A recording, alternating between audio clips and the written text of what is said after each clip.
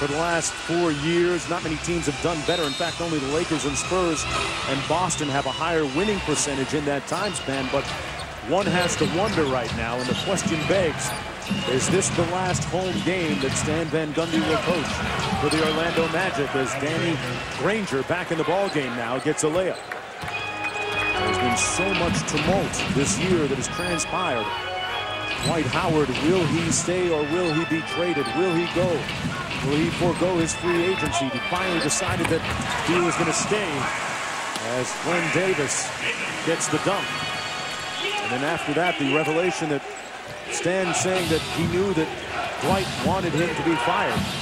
Although he underscored it really didn't matter if he wanted him fired. But all that seems to be manifesting itself and coming out right now. I mean, they're down 2-1, on the brink of going down 3-1. And as a player, Chris, how do you perform under these kind of circumstances? Well, day to day, you try and block it out, all the drama, and you try and focus on the job at hand. But at some point, it does come to a head, and frustration builds up, the uncertainty. Jameer Nelson gets an uncontested layup. And you look at the teams, probably the total opposite of the Indiana Pacers. No distractions, all about basketball. San Antonio's like that. The teams that are winning, the first and foremost focus is on the team, winning basketball games, and keep all the drama and sideshow out of the locker room. Collison has it rimmed out. And Stan Van Gundy, whatever people's different feelings about him, I know this. He's a great coach, and while he's been here, they've won 60% of their games. So, to me, are you going to find a better guy or just make a move? Now, if you're just going to make a move, I don't see the sense in that. Because the guy, he's a winning, and they've been a winning combination. Dwight Howard has had some incredible seasons under Stan Van Gundy. They made it to the NBA Finals just 3 years ago. Reddick with the runner in the lane before losing to the Los Angeles Lakers, but wasn't that long ago they were in the NBA Finals. But over time, all those different things, all those the drama, it adds up, and it does not help your basketball team. It takes focus away from the most important thing, and that's going out there and playing against the other team, not playing against yourself. You need all that energy to combat the other team. 13-point mountain to climb for Orlando.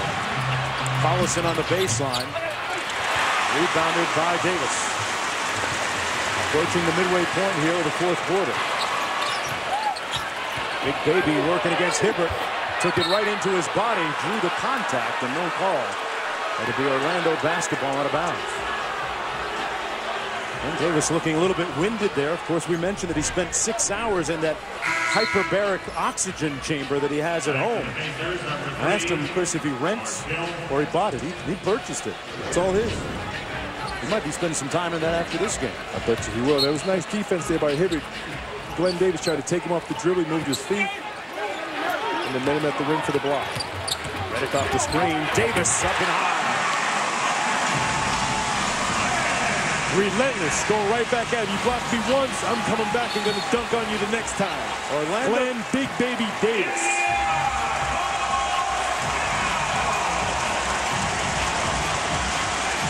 Magic.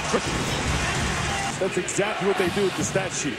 Roll it up and throw it. She must have seen that somewhere. Absolutely. David West with the miss. Orlando potentially here with one last gasp effort.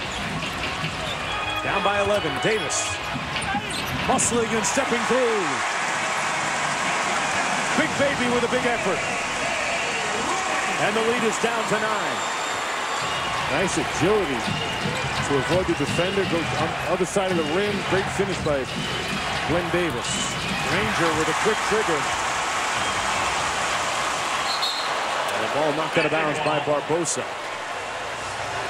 Orlando Magic starting to show a little more energy here. Any stop, get out in transition, find open looks out there. They're on a 6-0 run right now. Off the inbound, Richardson with the layup.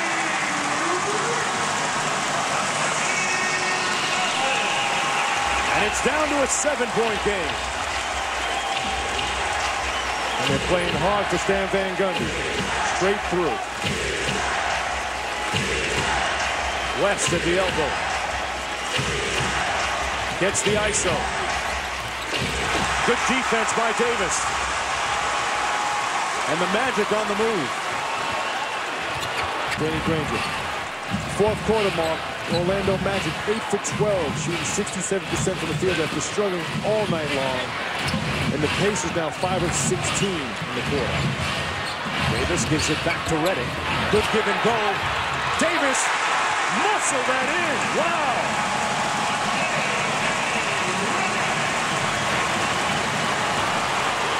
Len Davis willed that into the bucket. And the Pacers close out the feisty Magic here. Under 4 minutes to go. Hill against Nelson. Turkoglu knocked it away. Redick on the move. Tipped in. Turkoglu.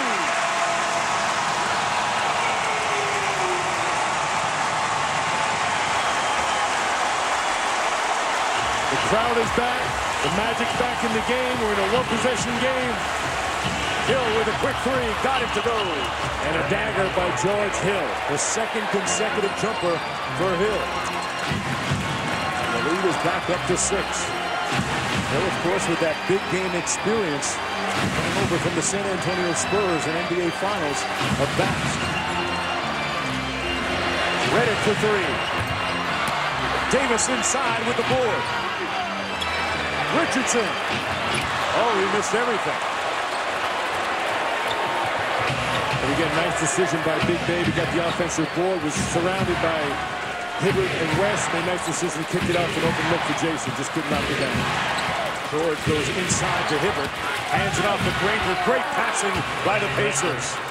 That, in a nutshell, is Indiana basketball. The lead is swollen back up to 8. Granger with 19 and a timeout called by Stan Van Gundy. The committee approach working for Granger in action against the Grizzlies. Richardson free for 3. Got it! Great play out of the timeout by Stan Van Gundy. Beautiful play drawn up and great execution, and it always looks better when Jason Richardson knocks down the open three-point shot. West posting up Turkoglu. Paul George for 3. Rebounded by Orlando. West defending Turkoglu. Under 2 minutes to go.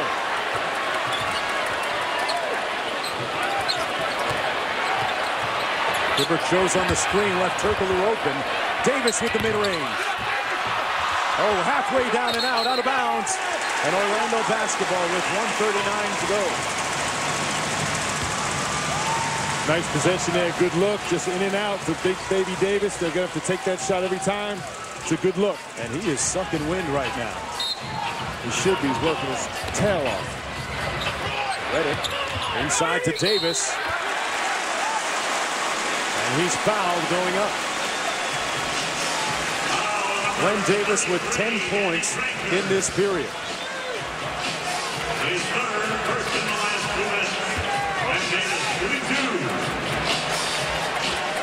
Davis at the free throw line. 71% free throw shooter in the postseason. The last foul was against Granger.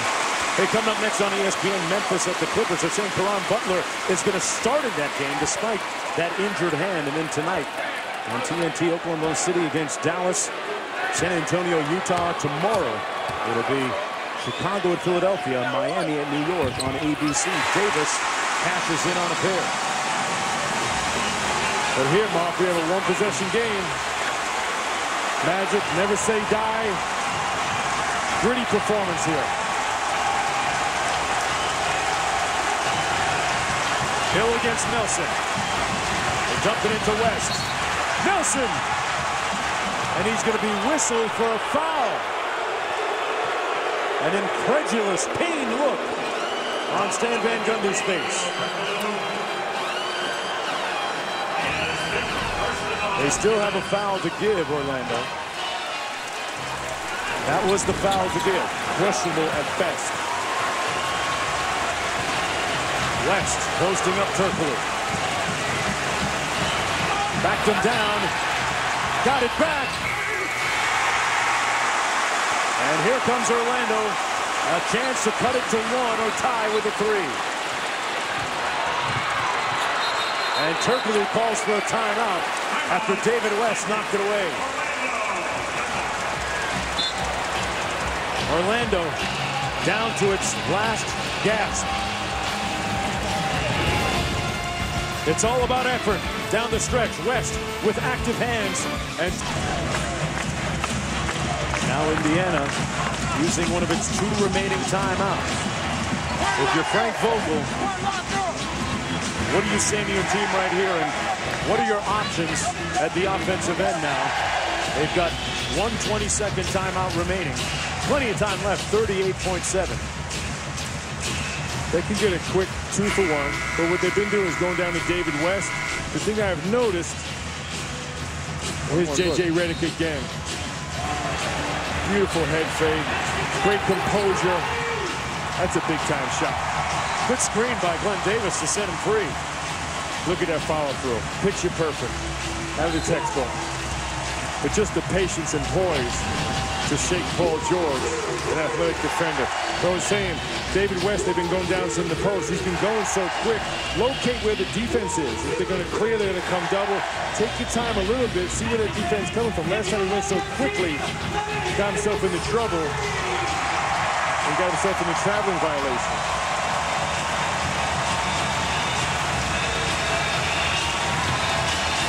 This Orlando team trailed by as much as 19.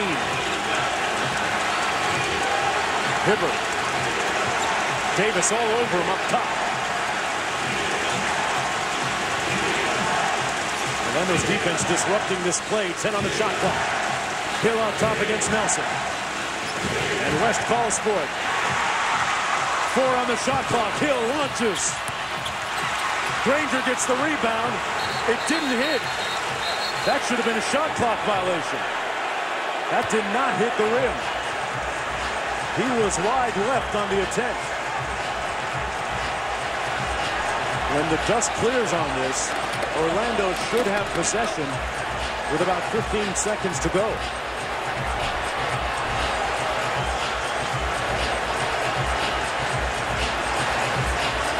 Shot clock violation. Missed everything. Granger got the rebound. There should have been no reset. And once again, Mark, they went to David West. He went so quickly without locating the defense. And wound up turning it over. But I think this is clearly a shot clock violation. I don't think there's any question. Maybe they're going to go to the monitor here and maybe see how much time is on the clock. But it's clearly a shot clock violation. Help them out a little bit here. This is what they're going to be looking at, or something like this. Clearly, it missed everything.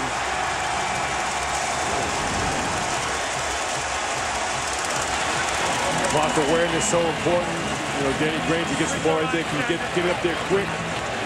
This is helping out Orlando because Stan Van Gundy officially doesn't have any timeouts remaining, but he had time to draw one up here during this video review by the officiating crew.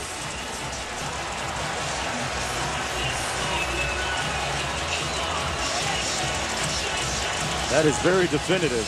I mean, he missed the rim. So now the question might be how much time they put back on the clock. Shot clock violation.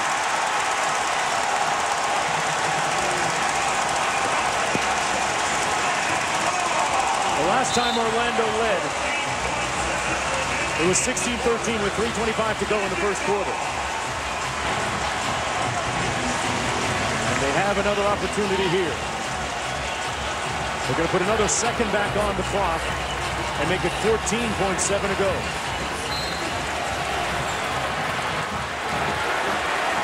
A chance for the win on the last possession. They were down 19. Nelson out top. 4 to go. Takes on Barbosa. It'll count, and he comes up short. And we'll go to overtime.